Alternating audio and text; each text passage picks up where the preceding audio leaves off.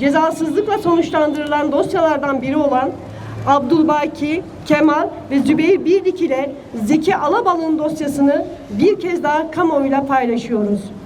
26 yaşındaki Kemal Birlik ve 34 yaşındaki Zeki Alabalık Kızıltepe Ceza İnfaz Kurumu'nda hükümlüydü. 3 yıl 9 aylık cezalarını tamamlayacakları 29 Mart 1995 tarihinde tahliye edileceklerdi. Kemal ve Zeki ailelerine yazdıkları mektuplarda bizi almaya kalabalık gelin demişti. Baba Abdülbaki Birlik ve kardeşi Zübeyir Birlik tahliye günü cezaevine gitti. Askerler onları kapıdan içeri aldı. Ancak ne tahliye olanlardan ne de onları karşılamaya gidenlerden bir daha haber alınabildi. Görgü tanıkları onların cezaevinden çıktıktan sonra askerler tarafından takip edildiğini ve zorla askeri bir araca bindirilerek götürüldüklerini anlattı. Birlik ve Alabalık aileleri yerelden ulusala tüm ilgili makamlara başvurdu. Ancak soruşturma dosyası 2012 yılına kadar Kızıltepe Cumhuriyet Başsavcılığı'nın tozlu raflarında bekletildi. İnsan Hakları Derneği Mardin Şubesi ve aileler 2013 yılında yeniden savcılığa başvurdu. Kayıpların Yurtdere köyündeki eski bir su kuyusunda olduklarına dair duyumlar üzerine söz konusu kuyuda kazı çalışması yapılmasını talep etti. Savcılık talimatıyla yapılan kazı çalışmaları sonucunda çok sayıda insan kemiğine ulaşıldı. İstanbul Adli Tıp Kurumu Biyoloji İhtisas Dairesi tarafından incelenen kemiklerin Abdülbaki, Kemal ve Zübeyir Birlik ile Zeki Alabalık'a ait olduğu tespit edildi. Ve İnsan Hakları Derneği kayıplarından sorumlu oldukları gerekçesiyle dönemin Kızıltepe Jandarma Komutanı Vekili Hasan Atilla Uğur ve diğer görevliler hakkında suç duyurusunda bulundu. Kemal ve Zeki ile aynı dönemde cezaevinde bulunan tanıklar, dönemin jandarma ilçe komutanı Hasan Atilla Uğur'un Kemal Birliği ölümle tehdit ettiğini anlattı. Aile üyeleri de cezaevine gelen Atilla Uğur'un Kemal'e "Buradan çıktığım gün benim için bayram, seninse felaketin olacak" diyerek tehditte bulunduğunu söyledi.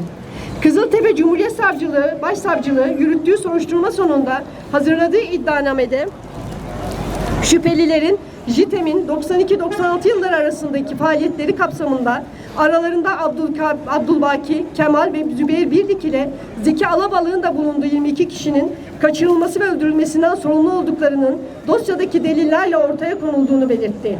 Bu tespit doğrultusunda şüphelilerin cezalandırılmasını talep etti. İddianame mahkeme tarafından kabul edildi ve Albay Hasan Atilla Uğur, dönemin Diyarbakır İl Jandarma Komutanı Albay Eşref Hatipoğlu, Jandarma Komando Bölük Komutanı Ahmet Boncuk, Başçavuş Ünal Alkan ve 5 korucu hakkında silahlı örgüt kurmak veya yönetmek, silahlı örgüte üye olmak ve tasarlayarak öldürmek suçlarından dava açıldı. Ancak Ankara 5. Ağır Ceza Mahkemesi'nde yürütülen davada işlerinde kamu görevlilerinin de bulunduğu tanıkların açık, net ve birbiriyle uyumlu ifadelerine rağmen sanıklar beraat etti. Yapılan istinaf başvurusu da reddedildi. Böylece cezasızlık uygulamaları sonucunda Birlikler ve Zeki Alabalık'ın da içinde olduğu 22 kişinin infaz edilmesi ve zorla kaybedilmesi karanlıkta bırakıldı. Ve Zeki Alabalık için, tüm kayıplarımız için adalet istemekten, devletin evrensel hukuk normları içinde hareket etmek zorunda olduğunu hatırlatmaktan vazgeçmeyeceğiz. 29 Mart 1995'te Mardin Kızıltepe cezaevinde tutuklu olup tahliye olan Kemal Birlik'in kardeşiyim. Bu tarihte tahliye olan Kemal Birlik ve babamın dayısı olan Zeki Alabalık'ı almaya giden babam Abdülbaki Birlik ve ağabeyim Zübeyir Birlik o tarihten bu yana faili meçhul olarak tarihe geçti. Aslında faili belli. O dönemde tabur komutanı olan Hasan Atilla Uğur ve Hançer timi tarafından cezaevinin ilerisinde askeri albukaya alınarak boşaltılmış bir köyde katledildiler. Ağabeyim Kemal Birlik cezaevinde ve revire giderken sürekli Hasan Atilla Uğur tarafından tehdit ediliyordu. Hasan Atilla Uğur'un "Senin çıkışını bayram gibi bekleyeceğim" gibi tehditlerine tanık olanlar vardı.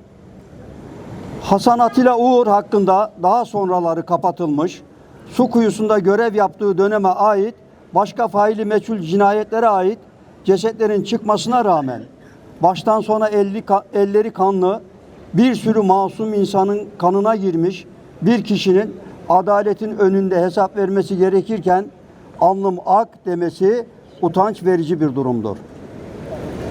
Biz mağdur aileleri olarak bir an önce bu katillerin hak ettikleri cezayı almalarını istiyoruz. Kayıplar için. Adalet için. Adalet Birlik ve vicdan ailesi için. için.